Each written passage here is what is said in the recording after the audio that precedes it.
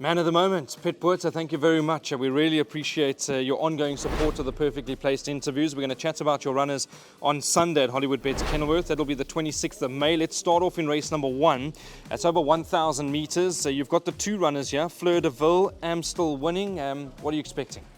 Amstel winning hasn't had a gallop yet. I think she's quite a nice little filly, but she hasn't had a gallop yet, and probably going to want a little bit further going forward.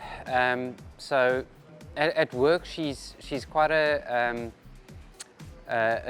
green filly still. You know, looks at everything, likes to spook for things. So I'm expecting her to be quite green. I'm hoping that she can surprise us and run a little bit better than what we're expecting. But honestly, where she is at the moment, if she had to run midfield, I'll be very happy. So yeah, she's going to need the experience. Fleur de Ville, I think, ran a very good race last time, and she came back quite shin sore after that race, so we had to just treat her shins and give her a bit of time to recover from that. She's working well, and I think you know, she should run a very good race. I haven't really had a chance to have a look at the field yet to see how strong it is. You know, obviously, if there's decent horses in the race, it's going to be tough for us. If it's not the strongest of fields, then, you know, just on her ability alone and well-being, she'll run a very big race, and expect her to be in the placings. Race number 2 over 1,100 meters. You got number 2 Approach Shot. Corne Orfer gets the ride for you. Very consistent gelding. Finished 4th last start behind Unbaldi. Look, he's a horse that's obviously got issues, but he's running well. He's giving off his best, and I think last time the 1,000 meters was just a little bit too quick for him. So ideally, I would have preferred a 1,200, but the 1,100 I think is still going to help him, and he's working very, very well. I've got Luke Coleman that's been helping me at work in the mornings with him, and I think he's in a very, very good space at the moment, and I'm expecting him to run a big race. Obviously, with his issues, it's not too easy, but I think you can expect him to give off his best and be in the money again.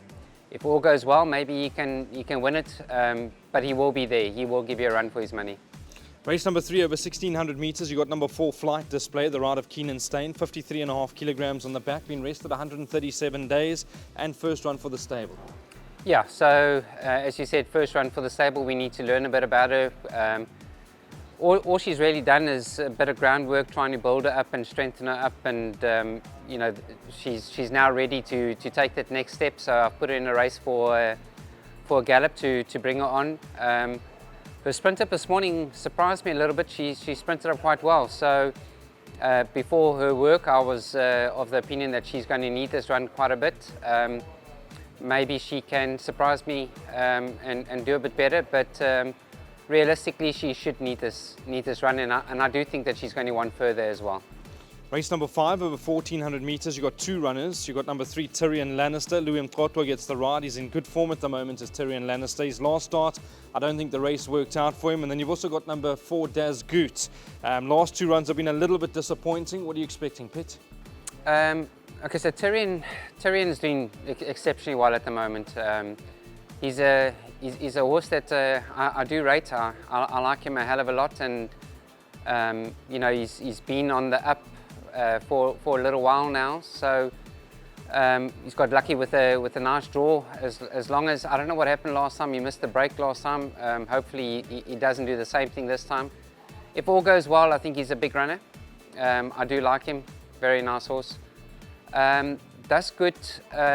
You know, he won a very nice race when he won his maiden, and his next run he went wrong and he got hurt, and he was obviously off for a very long time, and his last run was just a comeback run from him. We knew that he was going to get very tired and need it. I will tell you that his work of late has just surprised me. He's come on a lot more from that run than what I expected, and I wouldn't be surprised to see him in the shake-up purely on his work. I mean, this race was really just to get that second run out the way and to bring him on some more, but he surprised me a bit in work. So not too sure what to expect from him. On his work on Saturday, he's going to be there. But you know, we have to keep in mind his second run after rest. Race 6, you've just got the one runner. It's over 1,800 metres. Number 5, Jovial, Keenan Steinrides, 59.5 kilograms. Last 2 starts have been very good. It does look to be quite an open race, though. Yeah, I think this race, unfortunately, the maiden race got scrapped, and he had to go into this race. So he's a maiden having to give weight to 3-time winners. It's not going to be easier. I think it's a very, very tough race. He is getting stronger and better all the time, and you know, we struggled a long time with injuries and that, which he's over, and he's doing very well. Also, again, his sprint up this morning was quite nice, and I think, you know, had we had that maiden race, I would have been quite confident going into that race. But this race could possibly just be a little bit too tough for him.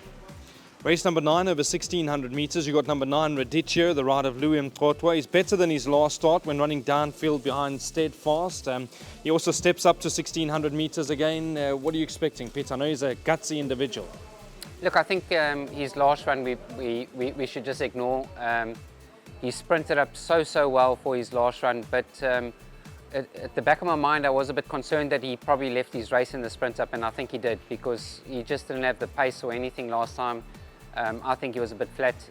We freshened him up since then, working well, and I think we'll get the proper Radicchio coming to the course this time round. So yeah, tough field, but he's going to run a big race, and I'm expecting him to be in the shake-up.